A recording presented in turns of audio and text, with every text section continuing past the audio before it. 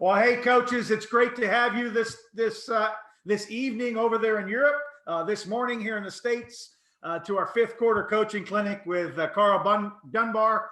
I'm Coach Gary Kramer. My laboratory for what I do, like you do, is at the University of Alabama, where I've been since the year 2005. And actually, meine Familie kommt aus Mainz. So my family's from Germany, and this all grew out of us coming over there and coaching and falling in love with the game in Europe. So today you find yourself on our first clinic call with over 300 coaches have registered for this, 120 teams in Europe and in 12 different countries. This is phenomenal and blows my mind. So here we are. Let me first say that fifth quarter coaching clinics are not trying to compete or replace anything that is already going on in Germany. We love what's going on there and the clinics that are going on. We just simply want to come alongside and be a part of just being another resource. In fifth quarter coaching, our emphasis is really equipping coaches and athletes to do life with excellence, both on and off the field of competition. So bottom line is, this is our first one. So we're hoping things are going well. We're recording this. So if you don't want to be recorded, shut your camera off so that we can't see you. The questions that you will have that we're going to let you submit through the chat room today for Karl. We've got Coach Mario Campos Neves, who is down in Stuttgart, that will be kind of watching the chat room and making your letting your questions come to Karl through him. And so we just wanted you to know that before we get started, that we are recording those things. And so if you don't want your question on the recording, then you could just send it. Well, don't ask it. It's just going to be on the recording if Mario chooses to do it. So, hey, let me say this too. Our next clinic is going to be in just a couple of weeks. I think it's March 13th. It will be up on 5qcoaching.com with defensive coordinator Coach Golding, Pete Golding, University of Alabama defensive coordinator. And so we want to let you know about that. It's coming up. You can sign up for that. Registration will open up on Monday for that. And you can follow us at 5Q Coaching on Instagram, Facebook. Go into our website. We're going to have resources in there for you as well. But you didn't come to hear me. You came to hear the guy that I'm about to turn this over to. Karl Dunbar is a great friend of 5Q Coaching, actually serves on the board of directors for fifth quarter coaching. And man, what a privilege it is to have Coach Dunbar today. Coach played at the now this is hard for an Alabama guy to say who spent his whole life coaching in Alabama, but Coach Dunbar played for the LSU Tigers and was an all SEC pick over there, was picked by the Pittsburgh Steelers early on in the 1990 NFL draft, went on to play for, gosh, 5 different NFL teams, or 3 or 4 different NFL teams, played for the Rhine Fire, right, Karl? The yes, Rhine Fire in the World Football League back in the day, and has coached at 5 different NFL teams, the University of Alabama, Nichols State, LSU, a couple of stints there. Karl is an incredible husband and father, got a beautiful wife and 3 incredible kids. I know 2 of the 3, Karl, and one of whom, his son, is now an assistant strength and conditioning coach at the University of Louisiana at Lafayette.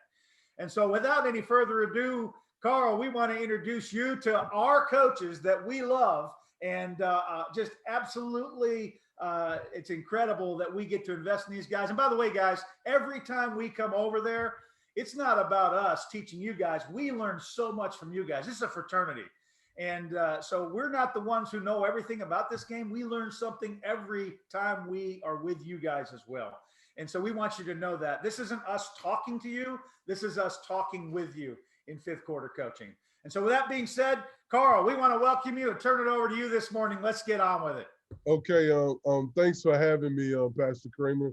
It's a joy and a pleasure when you asked me to speak at this clinic. And I know how hard it can be when you're trying to teach, I'm just going to use the word foreigners, the game of American football. And one, there is the language barrier, but from talking to you over the last couple of months, I found out the love that these coaches have for American football and the things they're trying to emphasize and do in their country, and that what made me step up to the plate and want to help you guys to just get a taste of what we do. We talked about it all last week about how um, we can impact the world for us through coaching with what we do with the fifth quarter coaching program, and I fell in love with that and the people that I'm associated with on the board and Pastor Kramer. It's fun to be a part. A lot of you might know me as Karl Dunbar, the defensive line coach for the Pittsburgh Steelers. And what we do in Pittsburgh, it's Blitzburgh. I'm fortunate enough to be here 3 years. We've led the league in sacks all 3 years. We have some great players. TJ Watt, Bud Dupree, Cam Haywood, Stephon Tuitt. We got Mika Fitzpatrick, an Alabama kid. We got Isaiah Buggs, another Alabama kid. We got some pretty good kids. Devin Bush, a Michigan kid. We got a kid from Florida, Joe Hayden, a cornerback. So we've been blessed um, to get good players. Mike Tomlin and our GM Kevin Colbert, they do a great job of assimilating talent for us, and we as coaches try to get the talent to play up to or above its potential. And I don't care whether you coach in high school ball, Pop Warner ball, college ball, or pro ball. It's certain things you can teach every player to be able to do. And I grew up, like Pastor Kramer said, in Louisiana, played at LSU, and I had a great coach. I thought at LSU for as a D line coach. And if you ever want to Google a great D line coach, you Google Pete Jenkins. Hmm. Pete Jenkins, that's all you have to do is Google Pete.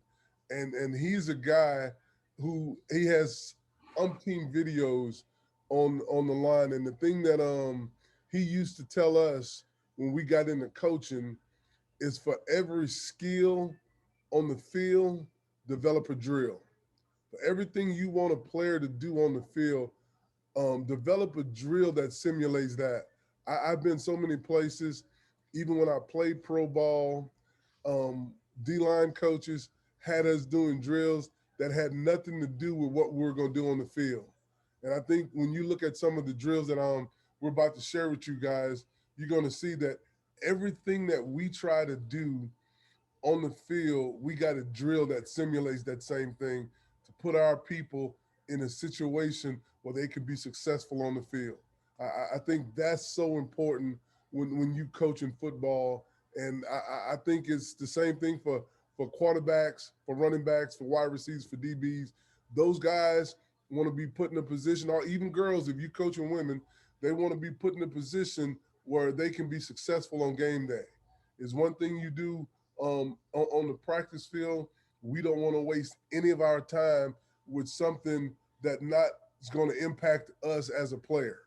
And I think that's the most important thing when I sit down in a room and think about some of the things I'm going to do with my players um, during a meeting, doing practice, and especially on game day, giving them that feedback. I'm gonna start sharing my screen right now, so you might lose me. Um, but this right here is my screen for his starting this little drill tape I have, and it talks about teaching defensive linemen the run game.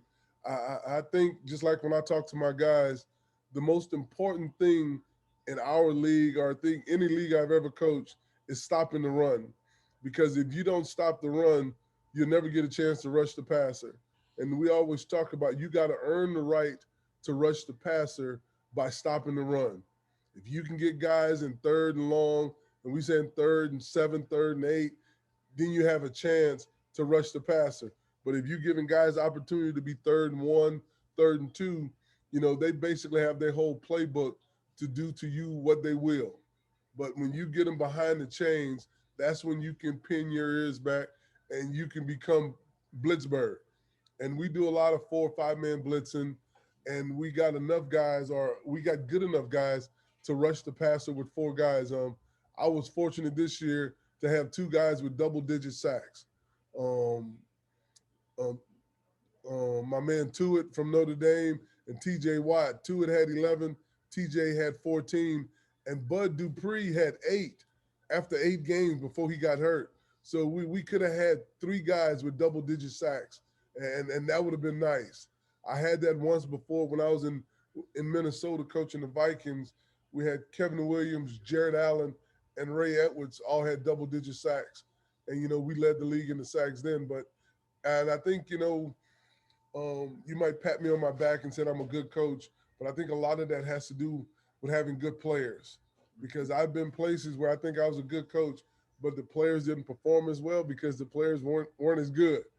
And you have to try to find things to help them.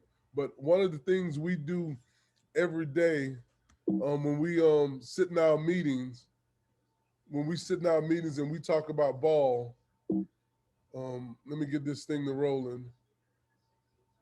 um, when you start talking about ball and how we want to do stuff, do you still see my film? We can, Carl. We can see your first slide, teaching defensive lineman run game. Right. Okay. Because it's not operating over here. Hold on.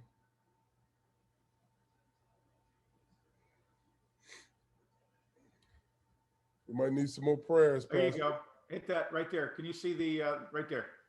There you go. Boom. There you go. There we go. There we go. This is the first thing when we talk about what do we want to do, we got to run progression. You always want to get your assignment. And, on most defenses, the Mike linebacker gives the play call to the defense. He stands in front of the huddle, gives the play call. Then you want to get in the alignment, whether it's going to be a 9 technique, a 5 technique, a 3 technique. You want to get to the point where you're in a position to execute the defense.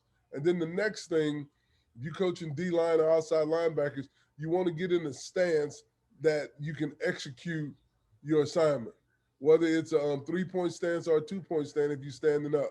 The next thing we talk about is attacking the blocker. And then when you attack the blocker, put your hands on him. Then we talk about reacting to what you see. Guys do certain things. They pull offensive linemen, they zone block, they slip block, they track block for double teaming guys. Then we want to talk about defeating the block. I try to tell our guys, you always play the guy you line up on. I'm not gonna put you in the 3 technique on the corner of a guard and tell you to play the inside of a tackle. If you playing over the center, I'm gonna put you on the center. I'm not gonna ask you to play the guard. And we talk about pressing the blocker as you locate the ball. And then once you locate the ball, you got to get a violent release. And then once you get off the block, you got to run to the ball. You got to pursue with great angles and great effort. And then we talk about making a steal a tackle. And, the way they try to make us tackle these days now is trying to take your head out of the game. We want to make sure we put a shoulder on the guy and wrap up with our arms and drive through, because we don't want to hit guys with the crown of our helmets. You see that so much in college ball and high school ball now. Kids hit people with the crown of their helmets and get thrown out of games. So we trying to make sure if we tackling guys, you hit them with your face mask and not the top of your helmet. That way it'll take away the severity of the blows to them, and it could keep you from getting injured, because if you hit somebody with your head down, it's a possibility that you can hurt your spine. So I think that's the thing when it comes to teaching guys. And I mean, we got these little bulletin points. I got them on the wall in my office, in my meeting rooms, where guys can see this every day. And it's something we talk about every day. Get your assignment, get your alignment, get in a nice stance, attack the blocker, react to what you see. We got to defeat the blocker. We press the blockers as we locate the ball, and we get to going. And then the next thing is, once guys understand that, the next thing in our pre-snap keys, before you even get on the field, you got to know the down and distance. If it's 1st and 10, what kind of things you going to get on 1st and 10? If it's 3rd and 1, what are we thinking? They got jumbo people for his personnel on the field. And then this next thing you see right here, it says 2 or 3 man surface. 2 or 3 man surface, when I talk to my guys, a 2 man surface is a guard and a tackle next to the center. A 3 man surface is a guard, a tackle, and a tight end. You know, people do a little bit more when they got a tight end in the C area in the core for his running power O's, running one back counters. And then the next thing you can notice before the ball is snapped is the vertical and horizontal splits of the offensive lineman. And when I say vertical splits, are the offensive linemen sitting back. You know, they got that outside foot back like they're about to pass set. They got the horizontal splits where they're wide from each other or they're real tight to each other. You know, sometimes the guard will get tight to the center if he's pulling on the other side of the ball. Sometimes he'll get tight to the tackle if the tackle is blocking down on the 3 technique and he's pulling outside. So, and then we say 1 back or 2 backs. You know, if you got 2 backs in the backfield, you can get power O's, you can get counters because you got the fullback as a lead blocker. If you got 1 back in the backfield, we know as players, you can only have zone blocking unless they bring like a tight end or somebody in the backfield to be a lead blocker for him. And then the next most important thing is quarterback position. Is the quarterback in the shotgun? Is he if he's under center? The new thing people do now is to put the quarterback in shotgun, but put the running back behind him in what we call a pistol formation.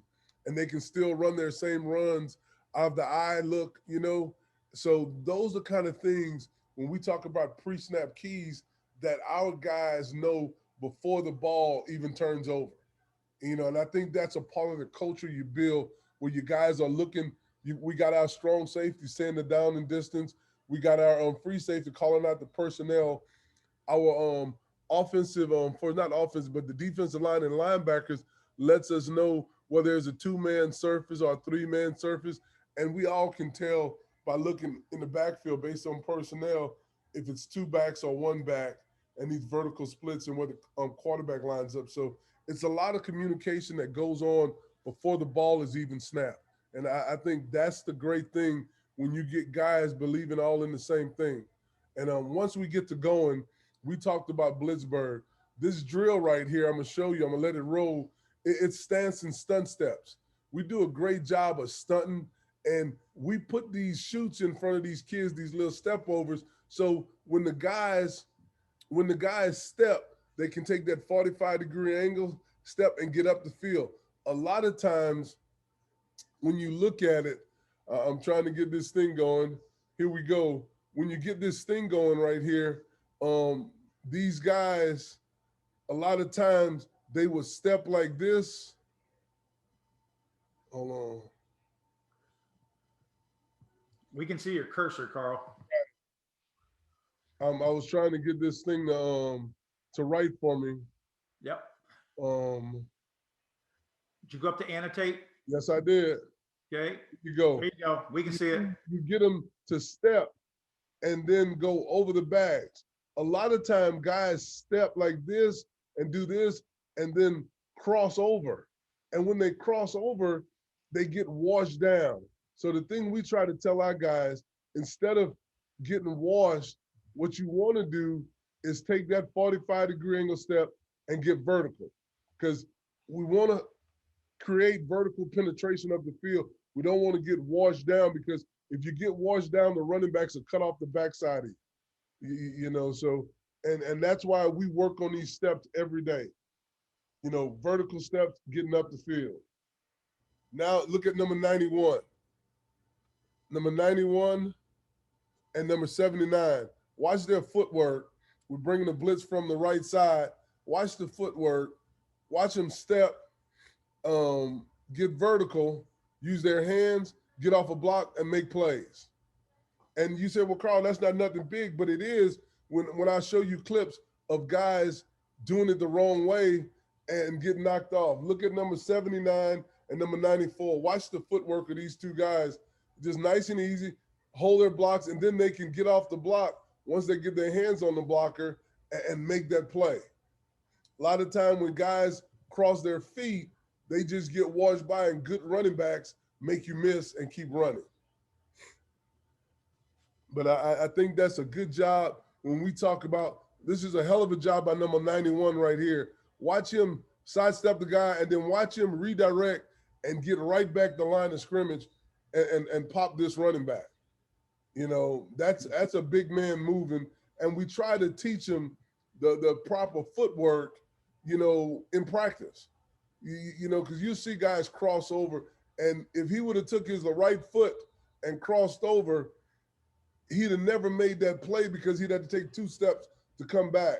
So it's almost like choreographing a dance for these guys to play football. And we do a great job of working hard. You watch our nose tackle here, number 93. Watch him step over here and put his hands on the guard, number 68. Great job. And, you know, he closed down that A gap, and 48 does a great job of squeezing down and makes that play. But number 93 does a great job of taking that lane away. And this guy here, you can call him Hoss too. He's 6'5", 360 pounds. Number 93, a big kid named Dan McCullers who played at the University of Tennessee. You know, but you got an opportunity. Watch the nose tackle, number 79, right here. Watch him put his hands on the guard, boom, get his extension, and flatten down that line of scrimmage. Because it's all about the footwork. If he crosses over with that left foot, he doesn't get a chance to come back. But watch him step with the right foot and then bring the left foot and then square up and get down that line of scrimmage. And I think that's the little things when you're teaching guys how to do stuff. Watch number 91 and number 97. Watch them step. They step nice and easy.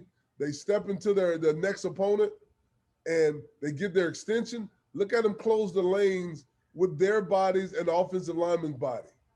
I think that's the thing when you're talking about teaching guys how to play football and letting them understand the offense can't make money until they cross the line of scrimmage. When I was in Minnesota, they used to call it the Williams Wall because I had Pat and Kevin Williams. We had Jared Allen and Brian Robeson, and guys used to have to run around us. They couldn't run through the middle of our defense, and we were fast enough on the edges. When they tried to get outside, we could run them down. I was in Minnesota for 6 years, and we led the league versus the run 5 years. And I think we finished second 1 year, and we were number 1 in sacks for 4 years of those 6 years.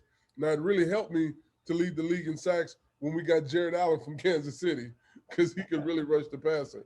So I became a better coach when he got in town. You watch these guys, you watch the little things they do. Watch 97 step to this tackle and put his hands on him. He keeps his feet square. And then once he puts his hands on the tackle, he can find the ball. And then when he locates him, he gets off of the block and he helps out on the tackle. And you see guys, number 48 is 6'4", 260 pounds, and he runs a 4.5 40. So, I mean, that's a big man moving fast. And I think that's the thing when you coaching ball, you want your players to be able to move fast and quick without thinking. Now, the next thing, the most important thing, you're going to see this, once again, me talking about down and distance personnel, 2 or 3 man surfaces, vertical, horizontal splits, 1 or 2 backs. And this is talking about the passing game right now, because now when we talk about the passing game, the most important thing in the passing game is you get off. And I think, you know, your get offs, they develop that awareness of the cadence of the week, because every quarterback has a different blue 18, 56, or Mike 56, you know, and we do a great job as a staff, our quality control guys, of getting the TV copies, and we can hear these guys cadence. So when we get these our get off drills, we try to use the same cadence that the guys gonna hear that week to simulate it and let our guys know, hey, this is what they're gonna do. This is what they do on hard count. And most of the time, teams stay true to who they are. And when teams stay true to who they are, you can get a bead on them, and you're going to see our guys. I'm going to let some of this tape run and let you see our guys get off people. You see coaches down there giving them that funky snap count and snapping the ball, and they're racing to see who can get there first. Now, if you look at it on the side right here, god dang on, this guy right here closer to the screen is TJ Watt, and he always wins these get-off. That sucker can really go. And I think that's the thing when we talk about it. When we go one-on-one pass rush, we always try to videotape the center moving the ball. So when we get on tape, we can see when that ball moves, we want to be gone. And I tell the guys, if you can't see the ball, what you want to do is look at you want to look at the left tackle or the offensive lineman. You want to look at his outside leg right here. You want to look at this outside leg because the first thing gonna move is that knee. For him to get out of his stance, if you just watch it in slow motion, the first thing that's gonna move is that outside leg. I mean, I think that's a big part of what we do and who we are. Let me clear that and then get back on this.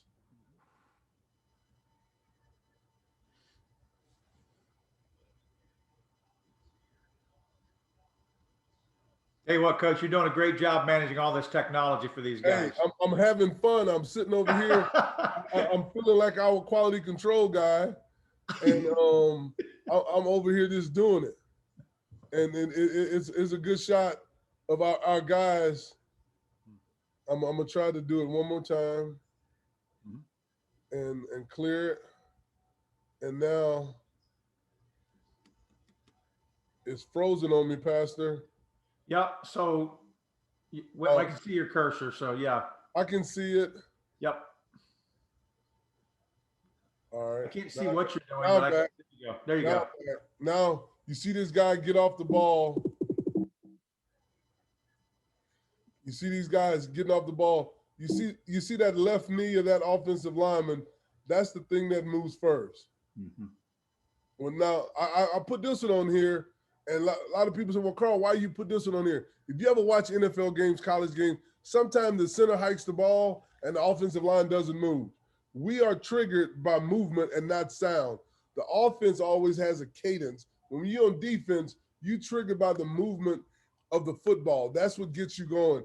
And you see our guys right here. When that ball is snapped, they're going. 71 didn't even move because I guess from the time they broke the huddle, he forgot the snap count. And it happens all the time. It happens all the time. They snap the ball, they don't move. You got the green light to go. And I think that's the thing.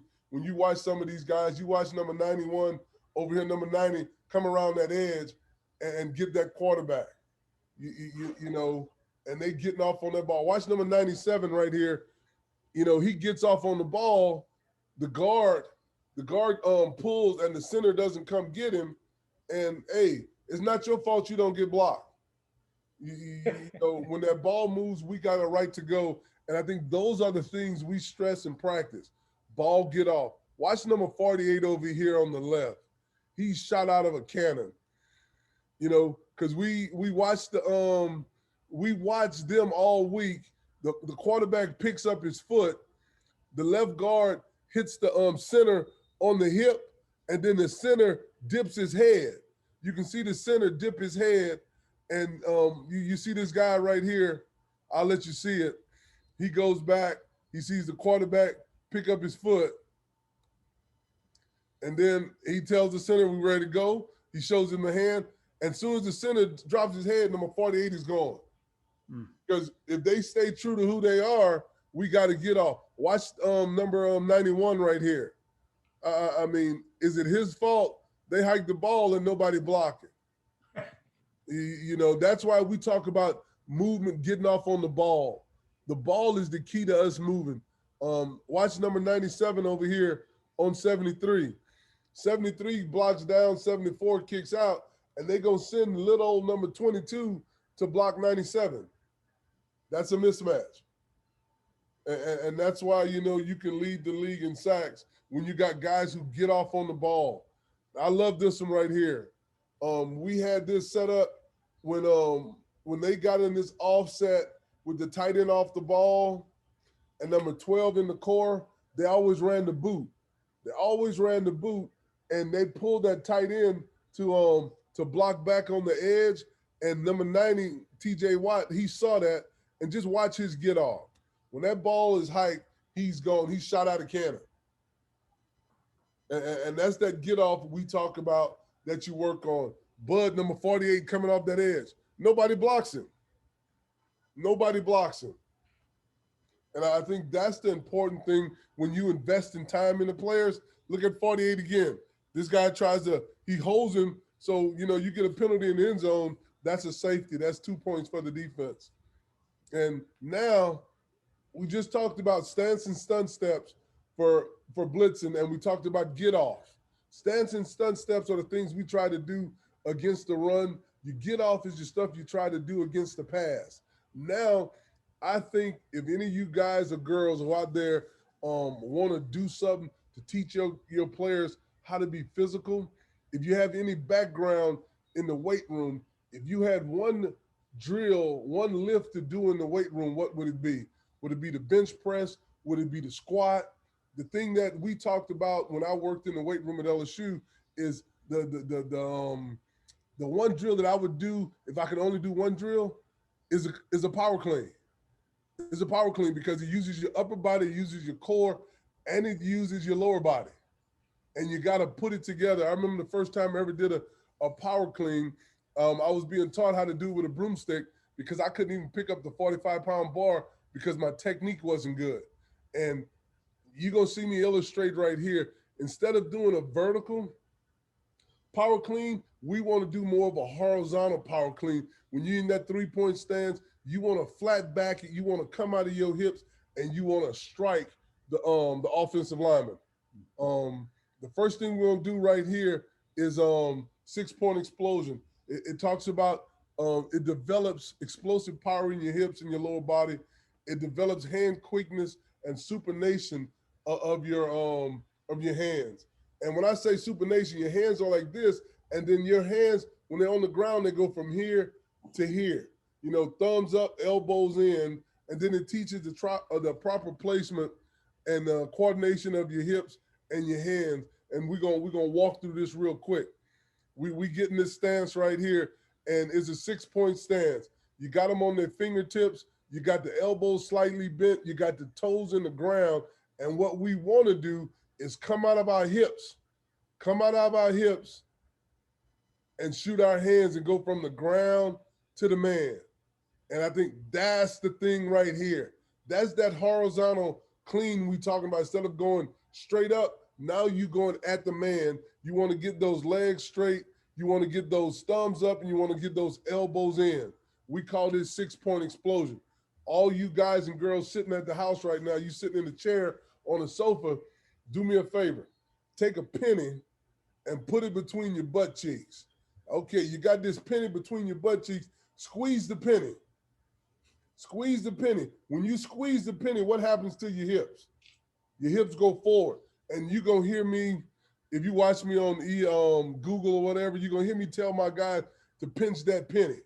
And that's what we talk about when we're talking about pinching that penny. You want to see those hips go forward, because when those hips go forward, you know you're delivering a blow. And I think that's the thing a lot of time guys don't get into. When I say guys, coaches don't teach their guys how to be explosive. I love what we do. I'll let some of these go in fast motion so you can just see how they come out of those hips and explode into them. And I think that's the thing right there. You want to take those hips, drive them into the ground, and push off of those toes. Now, the next thing is the 3-point layout. It does the same thing. You develop the explosive power in your hips, your legs, and your lower back from a playing stance. You get in your playing stance, your 3-point stance, or your 4-point stance. It all depends what you're teaching your guy or your young lady. It simulates shooting your hands from a stance to the proper placement on a blocker. We talk about tit and cuff. When you head up, you want to go both hands under the armpits. When you in a 5 or a 3 or a tilt, you want to have one hand on the sternum and the other hand on the cuff of his jersey, of his shoulder pads. And you'll see it here in a second. But it coordinates the upper and lower body with explosion. We'll go and we'll walk through this. I'll go one slow right here. You see them in 3-point stands. They're not really gonna move their feet. When that ball is hiked, you're gonna see them come from the ground to the man with their hands, and that's how you want to finish. That's that horizontal hang clean I'm talking about. You coming from the ground to the man with your hands as quick as you can. Now, the only thing I don't like about this one, number 96 has his head down. If his eyes were up looking at that dummy, this would be a great shot. And that's the thing. You want to make sure the guys have their eyes up and looking at the target you want them to see. And I think these guys do a really good job. Now we get them in the other hand, and they do the same thing. There you go. And now you got a couple of them. There you go. And right hand, left hand, shoot them hands, get them thumbs up. Now, this right here is the culmination of it all. You guys, you girls who've taught weightlifting, when you look at this right here, the 6-point explosion to me is like the clean pull. You know, when you just grab the bar, you just clean pull it. You just clean pull it. You just taking it from the ground, and you got your shoulders going up and you got your hips going forward. And then we have that 3-point layout. To me, the 3-point layout is more of a super shrug where you really just trying to explode off the ground. And this right here, this 3-point explosion is either you're clean from the ground or is a snatch where you go over your head with it. And I think that's the thing when you come from the ground, this is the whole thing going into motion. You know, it's the 6-point explosion, it's a 3-point layout. It coordinates the hips, the hands, and the ability to get off a blocker, and it simulates a real down of playing football. I think that's the thing, and I'll let this go and let y'all check it out. And you watch him come out of his hips, shoot his hands, 3 points, but then his feet come. Now he gets off the block with a volley release. Now he makes the tackle by getting his head across the bow and running through the running back. And we'll let some of these just go since I gave it to you in slow motion. We do it one each way, but you get to see him come out of those hips. This is a big kid, Stephon Tuitt. Good job coming out of his hips, getting off it, and they're moving their feet. And, you know, certain days in training camp when we don't have pads on, I'll let the guys go one-on-one on the sled so we can film it. But most of the time, we got 2-3 guys going on the machine at the same time because they don't give me a whole bunch of time for individual. If you look at some of the stuff we do on these drill tapes, it's a lot of it's a lot of one-on-one stuff. But usually, if you ever come watch us practice, we got 4 or 5 guys moving all the time because we don't have a lot of time. And the thing that I get the chance to do these drill tapes is once the season starts, I only have 5 or 6 defensive linemen. You know, we go to training camp with 14 guys, but when we cut down to that 53-man roster, we get rid of a lot of guys. So we have that individual time that we can spend with our guys. When I was at Alabama, heck, we had 18 defensive linemen. So you always had to have drills that you were incorporating everything because Nick Saban would go ballistic if he came over there and you had one guy going and you had 17 guys watching. So you had to come up with drills that incorporated everybody.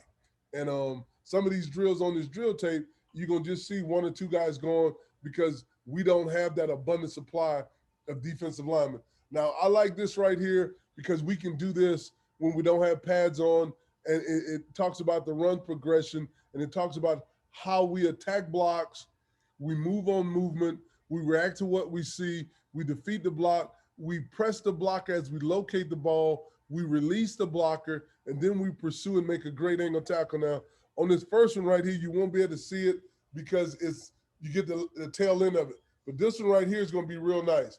You got that ball on the stick. You see the first guy move, the next guy move, and you see they release right there.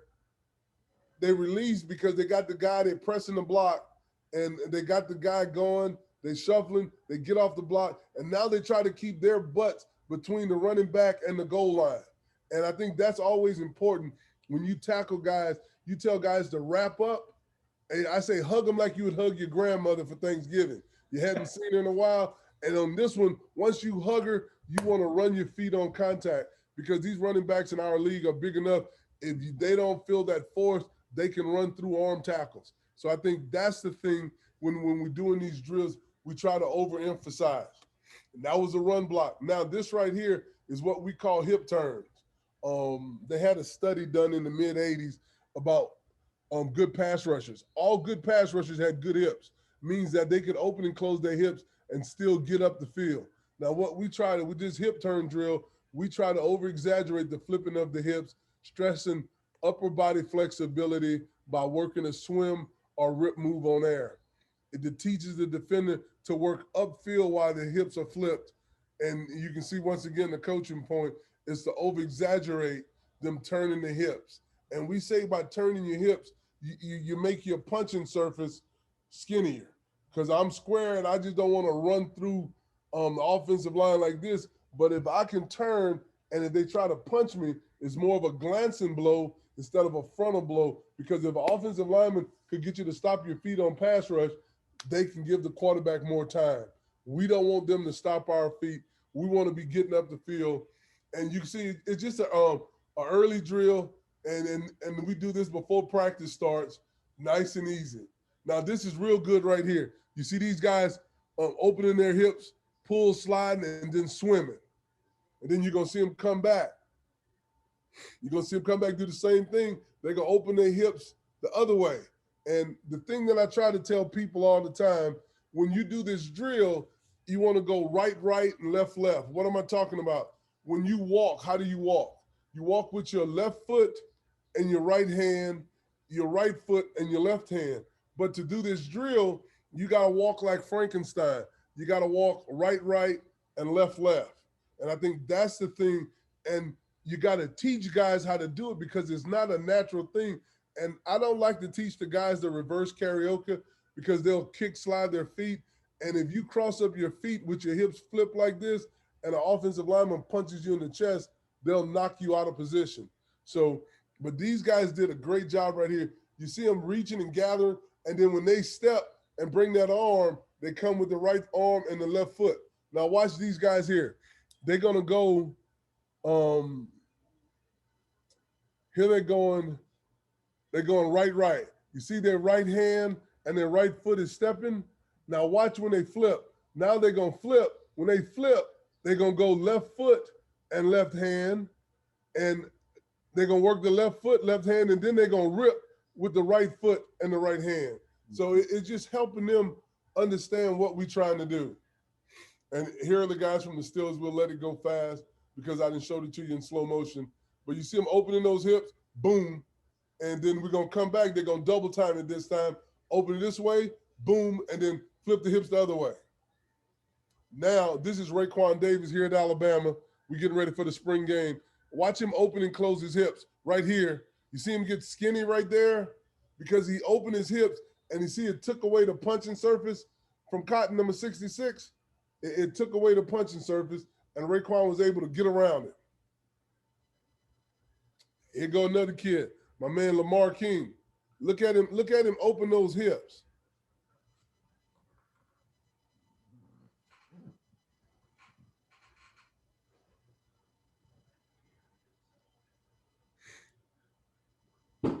I like this one right here. I wanted to show you this one again.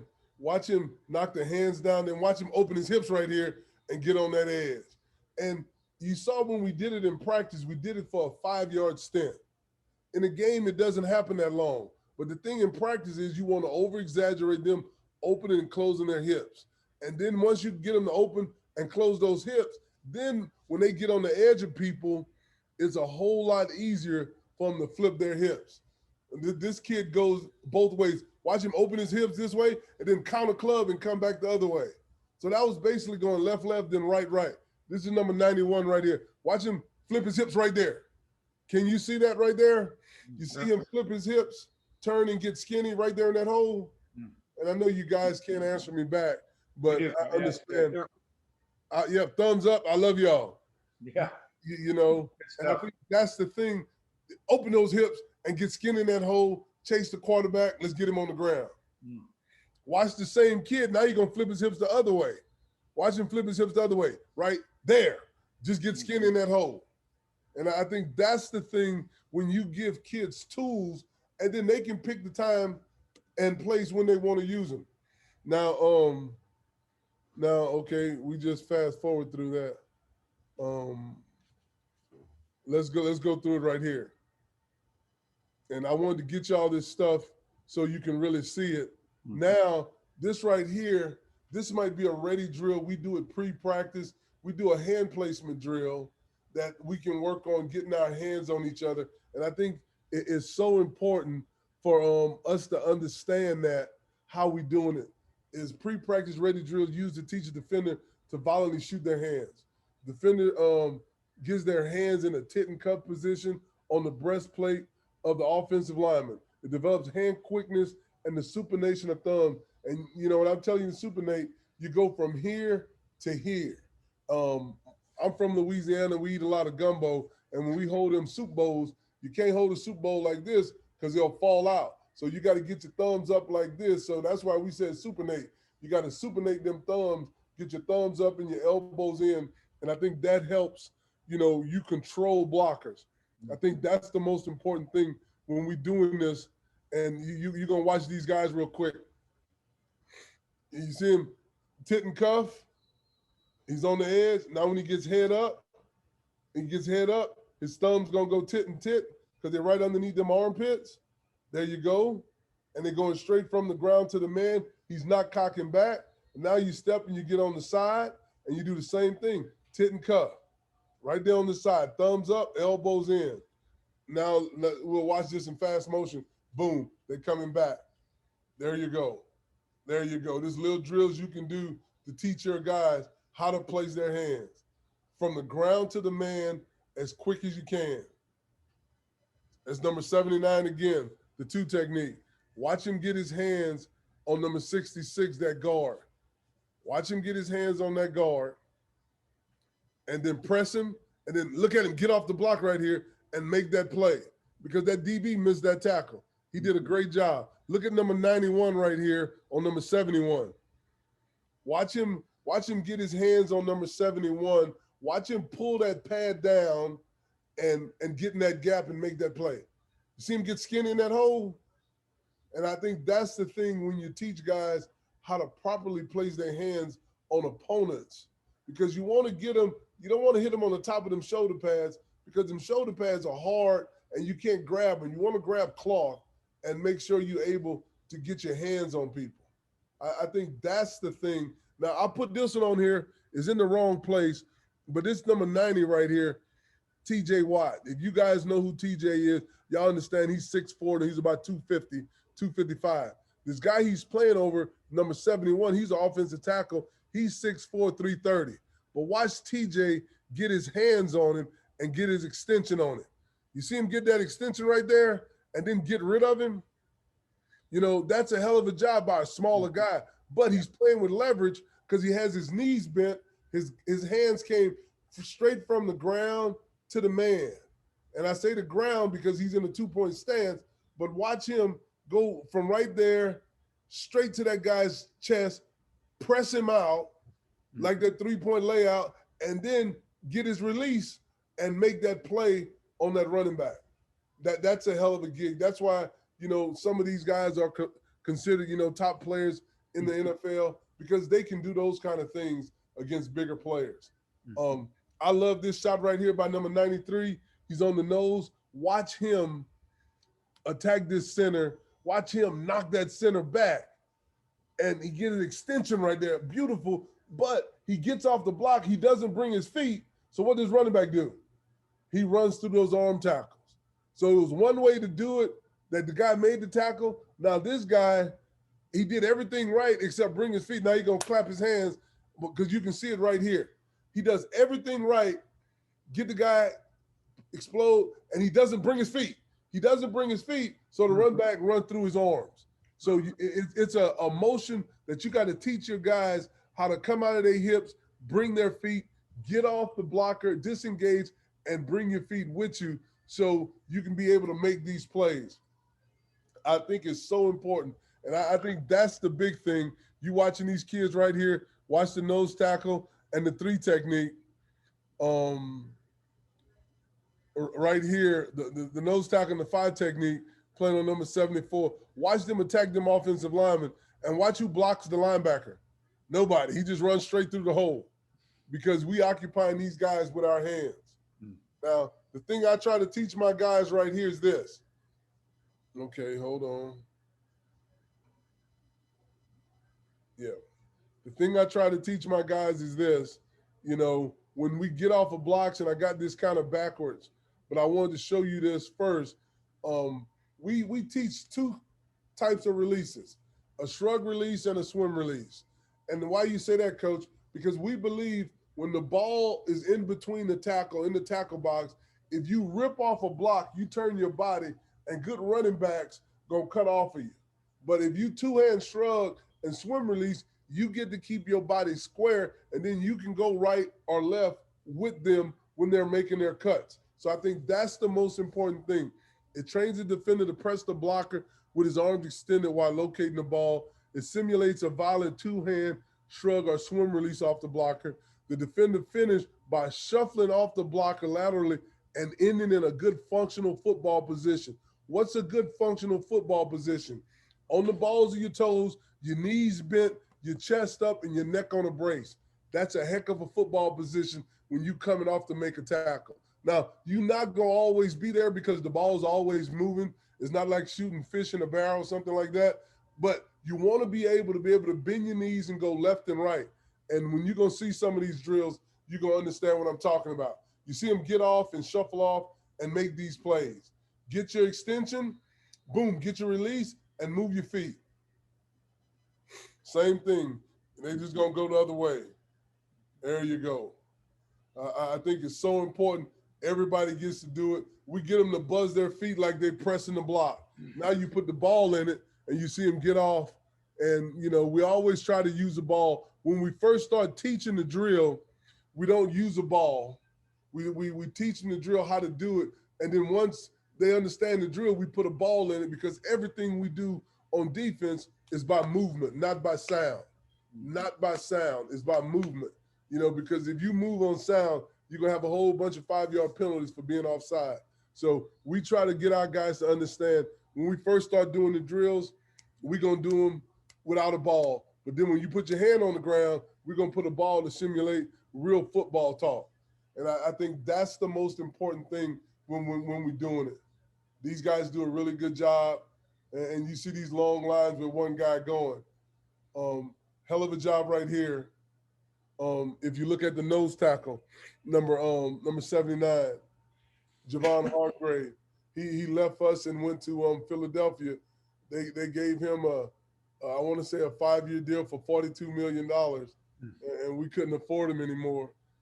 I just asked when he was going to donate to the Karl Dunbar scholarship plan, but he does a great job right there, pressing number 69. You see him in that backside A gap. Then you watch him cross it and move his feet and make that play on McCaffrey. So that's a part of teaching these guys how to play with power, how to play with their legs bent. Good job right here.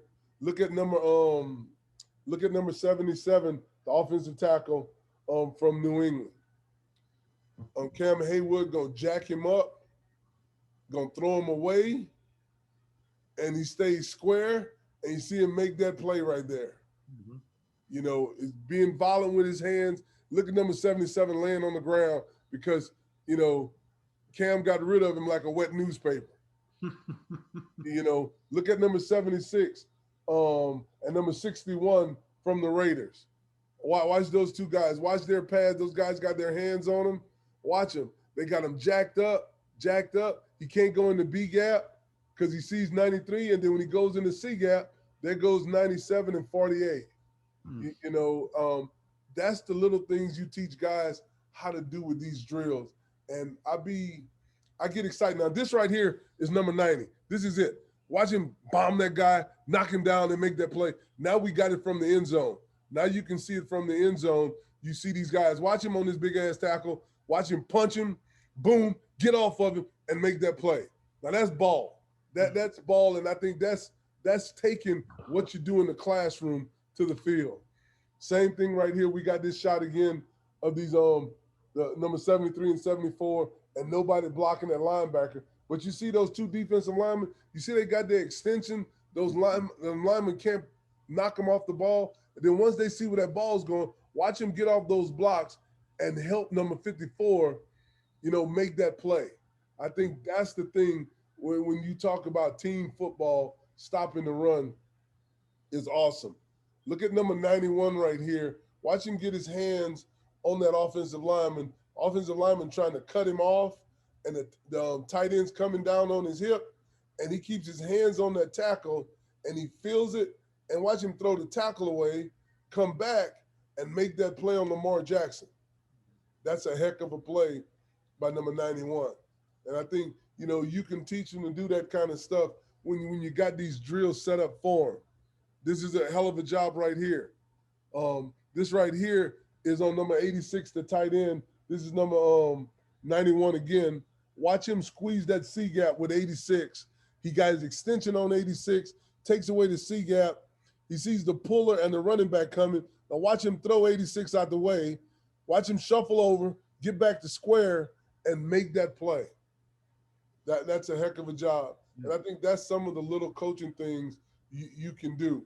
I'm going to let this run. I know we're coming close to the hour, and I told Coach we'll stay here longer if we have to because I'm enjoying doing what I'm doing.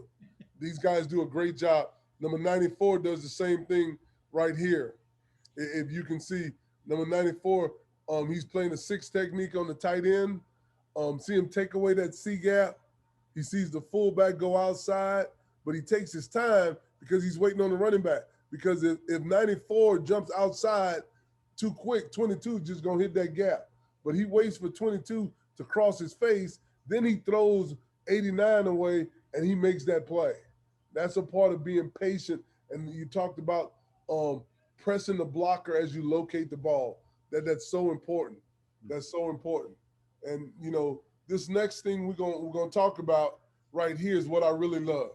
This is what I love, guys. When you're talking about we didn't beat up these guys, we didn't stop them from running the ball. Now we got our chance to use our get off. And the first thing we teach our guys, we talk about get off, we talk about speed, getting on the corner, rushing half the man. And this chop and lean drill we do, it simulates the same thing. The same thing. When we go OTAs, we can't go against each other. So we put these dummies in front of each other and we try to simulate the chop and the rip on dummies because we can't stand in front of them or do anything. And it helps you learn how to keep pressure on the blocker and not allow yourself to get pushed by the quarterback. And, you see this right here. And we usually call it a 3-step chop, dip, and rip because when you look at it, it's going to take you 3 steps to get there. Watch this. This is 1 step, 2 step. On your 3rd step, you chopping that hand down, you're dipping that shoulder pad, you're getting on the corner and you're leaning and you're ripping to the sky. And we're just going to let a couple of these run because I know Pastor Kramer is recording this and you'll be able to see it again if you want to. But this is a great job right here. I'm going to back that up again because I love this big old sucker right here. Stephon Tuitt from Notre Dame. He's 6'5", 310 pounds, and he runs like a deer and he hits like a truck. And you see that sucker get on the edge, chop that hand down, lean, and that's a big man getting after it. There you go. Same thing we did in Buffalo. Now we chopping the hands down and we dipping because now we can put people in front of each other. Now watch Tyson on this offensive tackle right here. Watch him try to chop the hands down, boom, boom, get on the corner, rip and lean. Now watch both outside guys. And really watch number 48 on the right side. Watch his get off. Now he doesn't have to chop the hands because 74 kept his hands down, but watch him dip the shoulder pad and lean and rip. And that's a hell of a hit on that quarterback, Cam Newton. And here we go some more. We got this growing. Watch number 48 again. But watch my man, number 97. 97 is going to get this guy up the field, and then he's going to just press him back. But 48 does the job of getting on that edge. See him dip that shoulder right here. Quarterback can't step up. Now you go ahead and sack that big sucker. I think that's the thing when you talking ball and having fun, guys getting after it for each other. Now watch number 90 right here on the edge. They're going to try to block him with two guys. He dipped that shoulder. Now watch him reach and reach. Now he gets on his lean. And watch him reach with that opposite hand. Ball out, sack. Now we got to try to find the ball. And that's that get off we talking about. Getting on the edge. Getting on the edge. Watch number 90 again. They're trying to block him with everybody in the house. But this 64, he dips under that pad, and there go that rip and that lean. Drew Brees don't have a chance. There you go. There you go. I think it's so important to give them something that they can work on every day to help them be them ball players. This is number 90 again. This was his favorite move. He liked watching chop those hands, dip, rip, and lean.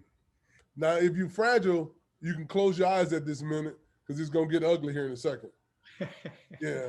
You get the sack, cause fumble, and then, that offensive tackle bought it a little bit, you know.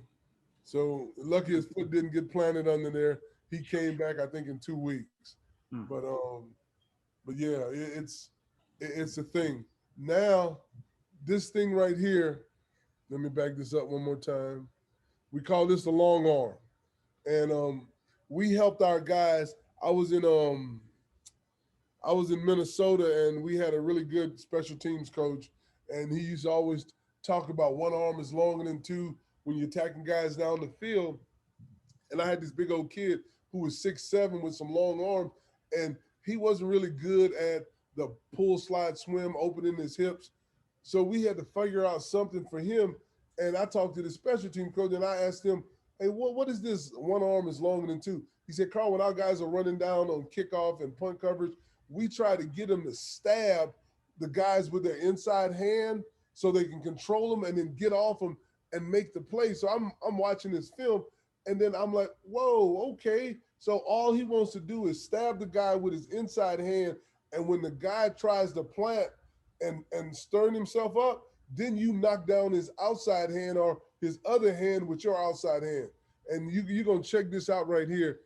And we do this with the bags. You see he got the bag and he got the outside hand. You see him stab the bag because we don't want him hitting the coach hard in the chest, and then he knocks down that outside hand.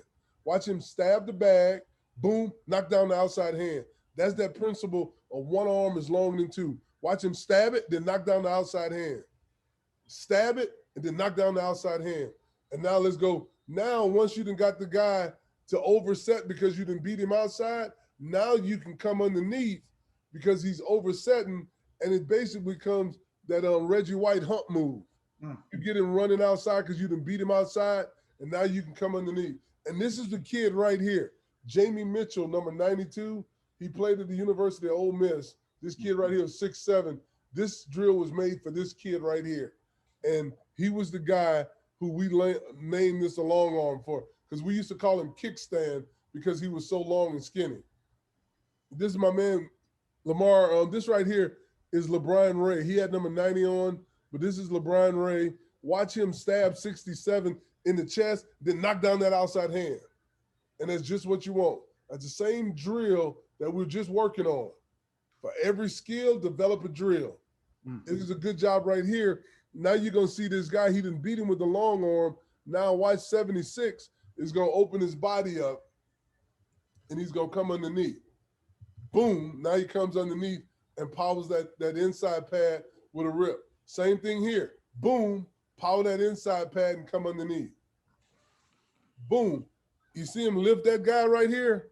It's that same long arm, but 76 got out in front of him. So instead of knocking 76 hand down and going outside, when 76 got out in front of him right here, now look, he got both feet of this 330-pound man off the ground. Off the ground because number 97 is playing with leverage and strength. And that's just what you want to see. I mean, that's 76 can't do nothing but, you know, text the quarterback and say, hey, man, they're coming. And that's the thing you really want these guys to be thinking about when they watch you on film on how you work. And, you know, I'm looking at these two guys right here. Number 66 is all-pro David DeCastro. And Tuitt is a young guy, you know, from Notre Dame. But look at this guy, punch this guy, and get him going. We in training camp, and we trying to make things happen. And I think that's the thing of iron sharpening iron is so good. You know, men working hard. Watch this number 60. Watch that long arm. You're going to get about 3 shots of him right here. Watch this long arm. Boom. See him? See that guy take the hand down? This right here, Darian Scott from Ohio State. You see punching with that inside hand, and number 76 tries to punch him with his outside hand, but he takes that outside hand off right here and gets on that edge. And that's the same little drill we were doing with each other and doing it real slow, real easy. Good job. Watch that long arm. Look at it. And then he's going to spin off of it because he got him rolling. Same guys in practice. Look at that long arm. One arm is longer than two. It's a great job right here, Deshaun Hand from Alabama. Watch him hit him with that long arm, boom, and then pull him by because 73 overset it. And now 73 is mad. He's kicking the ground. This is LeBron Ray right here from Alabama. Watch him jam that inside pad and then come underneath because 76 overset it. Now this right here is Quentin Williams, number 92. He's over the guard. And he's going to do a real good job of taking the guard up the field and then taking him up the field. Watch him power that inside pad to the nose of the quarterback, and that's just what you want. That's why he was a top 10 pick, man. You know, and that's why I was a good coach because I have really good players. You know, it's easy to say. Look at same thing with this guy. This number 76 oversets. So as soon as he oversets, 76 knows it's over with because my man Lamar King had beat him outside a couple of times. Now he jumps outside, but now it's over with because he stabbed him with that long arm. He stabbed him with that long arm, and he's feeling bad about himself. This is a heck of a job right here. You know, you talking about guys getting on the edge. Look at 97 with the long arm. He's right here on this left guard. Watch him hit this left guard with his long arm and knocks him over the feet of those guys right there. Now it's over with. Now he can just go head on and find that quarterback. That's a heck of a job. But, you know, that's 2 pass rush moves. Now watch this kid right here, number 92, Jamie Mitchell. Watch him long arm that guy all the way back to the quarterback. He basically tackles the quarterback with that tight end. I think, you know, you're going to get a couple of more shots. I'll let these run fast. This is Tom Brady. Same thing. Boom. Go get it. We got one more shot. Same thing. Tom Brady. Now the guy oversets. Now he just runs over him. I mean, and that's the little things you can teach your guys, your girls how to do.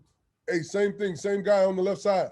Watch him pound, and now he threw him up the field, hit Matt Liner in the back of the head. Now this right here is my lover boy.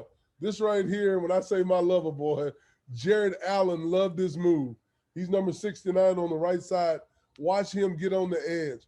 Watch him stab 76 in the chest right here. Now watch Jared take his right hand, take his hand off of him, and then run past this guy.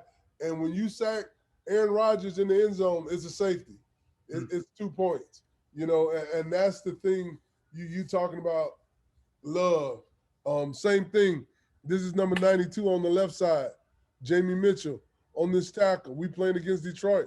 It's a divisional opponent. Hell of a job getting on the edge, and let's get him down. But it's the same stuff we talk about. It's just teaching guys how to do little things. This guy right here is from Kentucky, number 73 on 77. Look at him long arm. You see him hit him with that left hand in the chest.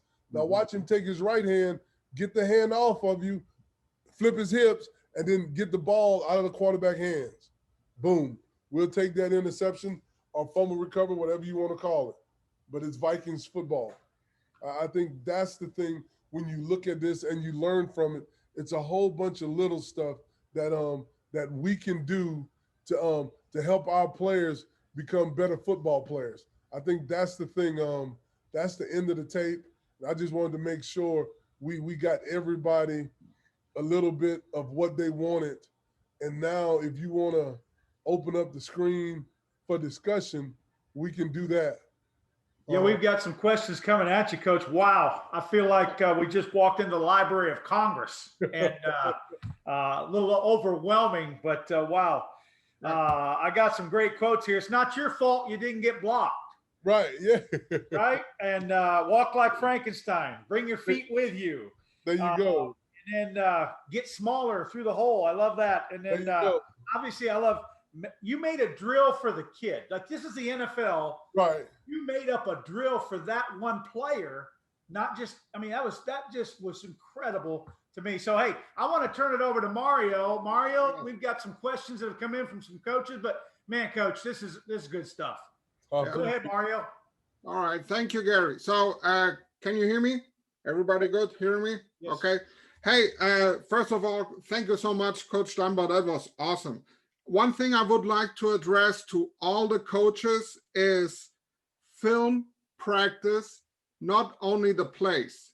Pre-practice, indies, whenever you meet with your players on the field, because as you saw, Coach Dunbar is using every second of film to improve his players. So I really want to encourage you, not only filming games and when you go team or inside run, filming individuals. Pre-practice is important because with that two-hand shrug that you did, that's all pre-practice stuff. And you got to improve on that as well. So that's my thing for you coaches.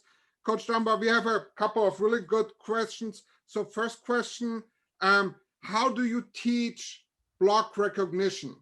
So what are the drills or what are the keys there for the D lineman to recognize blocks by the O-line? I think that the thing when we talk about block recognition, you have to set it up. What we do was we'll get a card, a 10x7 regular card, hard card, and we'll draw the play on the card. Then we'll get either offensive lineman or defensive lineman to stand on there on the offensive line side and simulate the blocking scheme. You know, like you get a double team and then you get a guard pulling around and the center blocking back. You know, so that's how we do block recognition. We'll walk through it. And we did it at Alabama. We always did it before practice where whoever we were playing that week, if they had a certain kind of blocking scheme for his track blocking, when they double team the 3 technique, block back on the nose and pull the guard in the A or B gap to block the linebacker, we would simulate that based upon what fronts we were going to use that week, whether it was going to be some 2-2s or a 3 and a 2 or a tilt. So I think that's the way when you talk about block recognition, you want to be able, and what I always did, I always let the defensive lineman give the example, because if you give the example, you basically learning how to do the blocks yourself. So when you get on the field, you can understand and you can see what they're trying to do. But I think that's the thing we try to do in between those moments when we still in precious time to teach our guys the blocking schemes of the opponent that we're going to play that week. All right. Thank you, Coach. So we have another question. So when you scout the offense, especially the O-line and probably the backfield, so what are some important keys for you that you watch when you look at the O-lineman? I mean, we heard that you look at the vertical stance, horizontal distance and all that, but can you give us another 2-3 examples, like what are important things that you watch when you prepare for a game, looking at the O-line? The thing that we really watch, Coach, is their stance. You can look at them when they're getting their stance. If their heel is on the ground, most of the time they're backing up. If that back heel is off the ground, that means they coming forward, you know, because they got all their pressure on their fingers and they're coming forward. But a lot of time when guys pass set, they get those feet flat on the ground so they can kick back. A lot of times if they're going to double team you, those splits are a little bit tighter between the center and the guard, or between the guard or the tackle. Or even if you play a 5 technique between the tackle and the tight end. because usually if a tight end don't want to mess with you, we say he's split out to get out. He's going to get a little wider so you won't bump him so he can get in his pass route. But if a tight end is staying in to block you, he's going to get a little tighter to that offensive tackle. I think those are things always that you can see pre-snap. If a guy, like if you got our big guy at Alabama, number 66, Marcus Cotton, every time he was pulling to his left, he would sit back in his stance because he was so big. And he had to give himself a little leeway to get past the center to go. But when it wasn't a pull, he was more on the line of scrimmage because he was trying to get after you. So I think those are some little things you can look at to see what the offensive line is doing. And then, you know, like we all have, you have a whole bunch of film. If you watch a whole bunch of games and you start to see the same thing every time they run this play, so that's those little hints. I don't know how many of you guys and girls out there are deer hunters. I grew up in Louisiana. I'm a deer hunter. And every year during the off season of deer season, we go out there and we put feeders on the ground in the fields. And then we'll come back a month later to see where the deer were coming through the forest, and we'll see where the tracks were. So when we take the feeder away, we put up a deer stand because deers are creatures of habit and they're going to come through that same path. So when I got my deer stand up here, when those deer come through there, as soon as they come through there, you pop them in the head and take them home. And I think it's the same thing with offensive linemen. They got a pattern of the way they do things. And if they're going to do it that way all the time, you just got to sit and wait for them. And when they do it, you pop them in the head. All right. That's awesome. So I think we have like one or two more questions, Coach. So when you get players from college, now that you are in the NFL with the pro, and one thing I learned when I was with you guys is the difference is in the NFL, everybody made it to the NFL. So everybody's pro in college. You have kids from high school, seniors that play longer. So nevertheless, if you get kids that are that have a pad level that's too high, what are some kind of drills or tools that you use to lower the pad level of a defensive lineman? Okay, we didn't have it on this drill, and maybe if I do another one of these, I'll show you some of those drills. But we have a chute.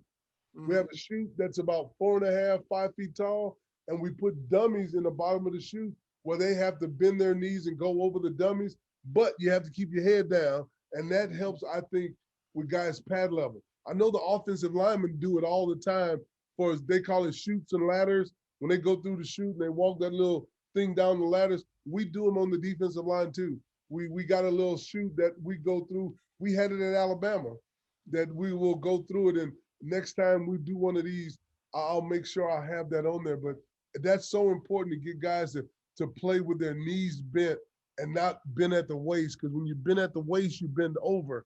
When you bend at your knees, you got power where you can go left or right.